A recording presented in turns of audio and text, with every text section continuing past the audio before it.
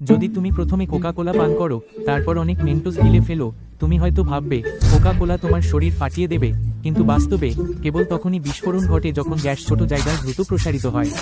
আর তোমার পেটের জায়গা এত বড় যে এই শর্ত তৈরি করা সম্ভব নয়।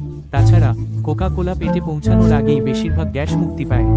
আসল ফলাফল হলো কোকা কোলা এবং মেন্টোস পেটে মিশে গেলে তীব্র ফেনা তৈরি হয়।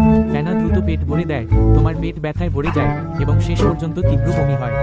আরও অদ্ভুত হলো, যদি তুমি ছাদের উপর থেকে একটি বিশাল হেয়ার ড্রায়ারের উপরে ঝাঁপ দাও, তাহলে কি তুমি বাতাসে ভাসতে পারবে?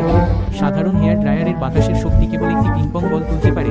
তোমাকে তুলতে হলে জেট ইঞ্জিনের মতো শক্তি প্রয়োজন, এবং এটি শত শত ডিগ্রি তাপমাত্রার গরম বাতাস ছাড়বে।